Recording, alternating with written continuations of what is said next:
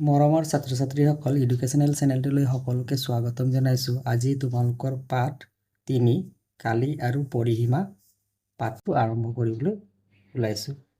কোনখন মেজ বেছি ডাঙৰ?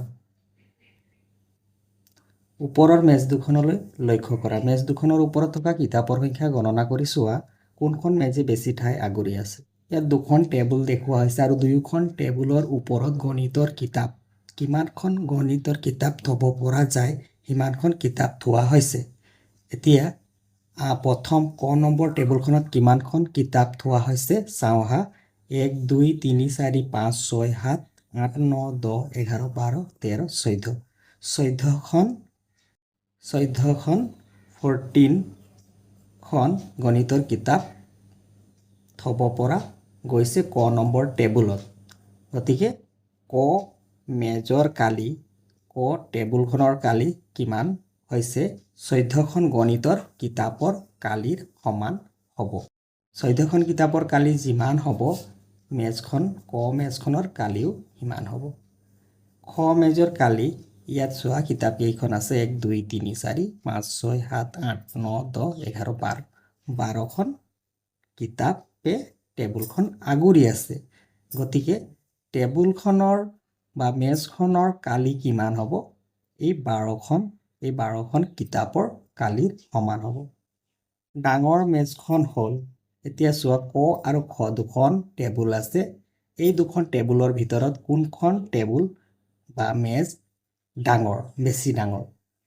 তো কেনেকৈ উলিয়াবা? যিখন মেজত বেছি গণিতৰ কিতাপে আগুৰি আছে। এতিয়া ক মেজখনত গণিতৰ কিতাপ খতকৈ বেছি আছে। বেছি গণিতৰ কিতাপে ক মেজখন আগুৰি আছে। গতিকে ক ডাঙৰ হ'ব। কেইখন বেছি গণিতৰ কিতাপে আগুৰি আছে? 2খন। তো ইয়াত লিখিবা ডাঙৰ মেজখন হ'ল ক। কোনখন বেছি ডাঙৰ? কোনখন চিত্ৰই বেছি ঠাই আগুৰি আছে ক'ব পাৰিবানে? চিত্ৰ দুটাই আগুৰি থকা অঞ্চলটো জুখিবলৈ তুমি এখিলা সৰু বৰ্গ কাগজ ব্যৱহাৰ কৰা। এই দুটাৰ কোনটোৱে বেছি ঠাই আগুৰি আছে সেইটো উলিয়াবৰ কাৰণে বৰ্গ কাগজৰ ওপৰত এই চিত্ৰ দুটা থৈ চিত্ৰ দুটাই কিমান ঠাই আগুৰি আছে সেই ঠাই অৰ্থাৎ চিত্ৰ দুটাৰ কালি উলিয়াব পাৰি। দেখুওৱা আয়ত দুটা তলৰ বৰ্গ কাগজত বহুওৱা হ'ল। এই আয়ত দুটাৰ কালি ক আয়তৰ কালি কিমান হ'ব? খ আয়তৰ কালি কিমান হ'ব? চিত্ৰত দেখুওৱা বৰ্গ কাগজৰ সৰু বৰ্গাকৃতিৰ টুকুৰা এটাৰ কালি 1 বৰ্গ একক। এটা সৰু ঘৰ বা এটা সৰু বৰ্গৰ কালি কিমান? 1 বৰ্গ একক। প্ৰথম চিত্ৰটোৱে বৰ্গ কাগজখনত কেইটা ঘৰ আগুৰি আছে? প্ৰথম চিত্ৰ এইটো হয় ক নম্বৰ চিত্ৰটো। ক নম্বৰ চিত্ৰটোৱে কেইটা ঘৰ আগুৰি আছে? 1 2 3 4 5 6 7 8 9 10 11 12 13 14 15 16 17 18 19 20 21 22 23 24টা ঘৰ আগুৰি আছে। কেইটা ঘৰ আগুৰি আছে? 24টা ঘৰ আগুৰি আছে। চিত্ৰটোৱে বৰ্গ কাগজখনত কেইটা ঘৰ আগুৰি আছে? 1 2 3 4 5 6 7 8 9 10 11 12 13 14 15 16 17 18 19 20 21 22 23 24। দ্বিতীয় ছবিখনেও 24টা ঘৰ আগুৰি আছে। দুয়োটা চিত্ৰই সমান সংখ্যক বৰ্গ আগুৰি আছেনে? আছে। সমান সংখ্যক বৰ্গ আগুৰি আছে দুয়োটা চিত্ৰই। এতিয়া কি বুজি পালা? দুয়োটা চিত্ৰৰ কালি বা ক্ষেত্ৰফল সমান নহ'বনে? দেখা গ'ল যে ইয়াত কিমানটা ঘৰে আগুৰি আছে? 24টা। খ নম্বৰটোত 24টা। গতিকে দুয়োটা চিত্ৰৰে কালি বা ক্ষেত্ৰফল সমান নহ'বনে? হ'ব। এইটো এটা বৰ্গ। এই বৰ্গটোৰ কালি বা ক্ষেত্ৰফল কিমান হ'ব চোৱা। ইয়াৰ দীঘল আছে 1 চেণ্টিমিটাৰ আৰু বহল আছে 1 চেণ্টিমিটাৰ। এই বৰ্গৰ দীঘল আছে 1 চেণ্টিমিটাৰ আৰু বহল আছে 1 সেন্টিমিটাৰ দীঘল বহল বা এইডাল বাহু আছে 1 সেন্টিমিটাৰ এইডাল বাহু আছে 1 সেন্টিমিটাৰ তেন্তে এই সেউজীয়া ৰঙৰ বৰ্গটোৰ কালি কিমান হ'ব জানানে ইয়াৰ কালি হ'ব 1 বৰ্গ সেন্টিমিটাৰ কাৰণ ইয়াৰ এককটো সেন্টিমিটাৰ এককত আছে গতিকে ইয়াৰ কালিৰ এককটো সেন্টিমিটাৰ হ'ব গতিকে সেউজীয়া ৰঙৰ বৰ্গটোৰ কালি হ'ল 1 বৰ্গ সেন্টিমিটাৰ ক্ষেত্ৰফল তুলনা কৰোঁ আহা এ বি চি তিনিটা চিত্ৰ দিয়া আছে এই তিনিটা চিত্ৰৰ এ চিত্ৰটোৱে কিমানটা ঘৰ আগুৰি আছে 1 2 3 4 5 6 7 8 9 10 11 12 13 14 15 16 17 18 19 20 21 22 23 24 কেইটা ঘৰ আগুৰি আছে 24টা ঘৰ আগুৰি আছে বি চিত্ৰটোৱে কিমানটা ঘৰ আগুৰি আছে চাওঁ হা 1 2 3 4 5 6 7 8 9 10 11 12 13 14 15 16 17 18 19 20 21 22 23 24 25টা ঘৰ আগুৰি আছে গতিকে চিত্ৰ বিয়ে 25টা ঘৰ আগুৰি আছে সিয়ে কিমানটা ঘৰ আগুৰি আছে 24টা ঘৰ আগুৰি আছে কোনটো চিত্ৰই বৰ্গ কাগজৰ বেছি বৰ্গ ঘৰ আগুৰি আছে চিত্ৰ বি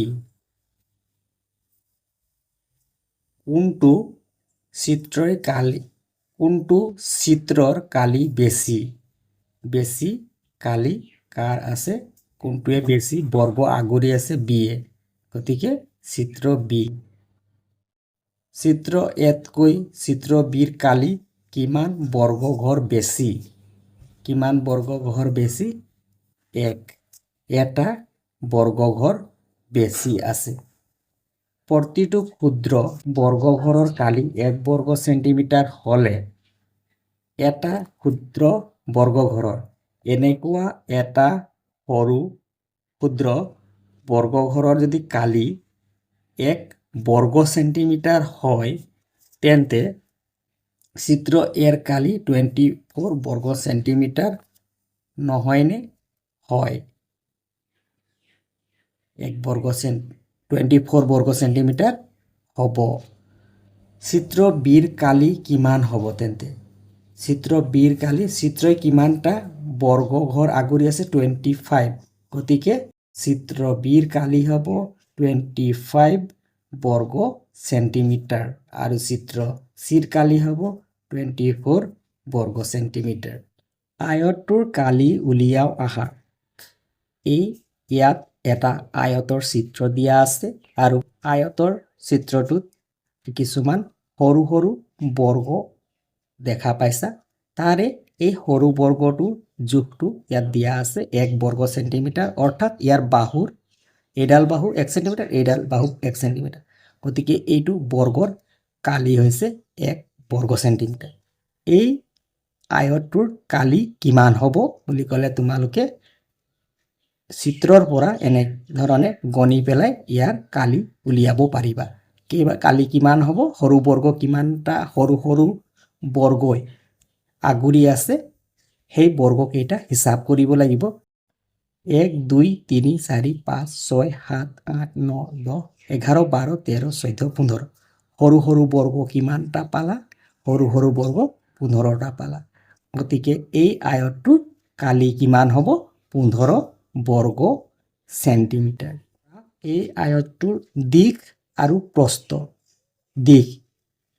দিশ কিমান দীঘল আছে দিশ যেহেতু ইয়াত দিয়া আছে এটা সৰু বৰ্গ এই এডাল বাহু এই বাহুডাল কিমান দীঘল 1 সেন্টিমিটাৰ গতিকে ইয়াৰ আয়তটোৰ দিশ কিমান হ'ব 1 সেন্টিমিটাৰ 2 3 4 5 আয়তটোৰ দিশ কিমান হ'ব 5 সেন্টিমিটাৰ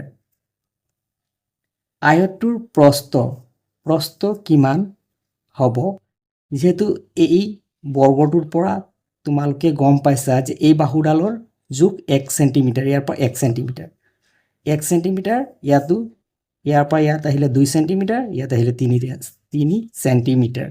গতিকে প্ৰস্থ বা বহল হৈছে 3 সেন্টিমিটাৰ। যিটো আয়ত দিয়া আছে, এই আয়তটোৰ পৰা তোমালোকে গম পালা যে আয়তটোৰ দিশ হৈছে বা দীঘল হৈছে 5 সেন্টিমিটাৰ, বহল বা প্ৰস্থ হৈছে 3 সেন্টিমিটাৰ। এতিয়া চোৱা দিশ কিমান আছে, দিশ 5 সেন্টিমিটাৰ আৰু প্ৰস্থ 3 সেন্টিমিটাৰ। দিশ আৰু প্ৰস্থ, দীঘল আৰু বহল পূৰণ কৰি দিলে কি পাবা? পূৰণ কৰি দিলে পাবা এই আয়তটোৰ কালি 15, যিটো তোমালোকে চিত্ৰত সৰু সৰু কিমানটা বৰ্গ আগুৰি আছে গণনা কৰি কিমান পাইছিলা? 15 পাইছিলা। এতিয়া দিশ আৰু প্ৰস্থ পূৰণ কৰোঁতে কিমান পাইছোঁ? 15 পাইছোঁ।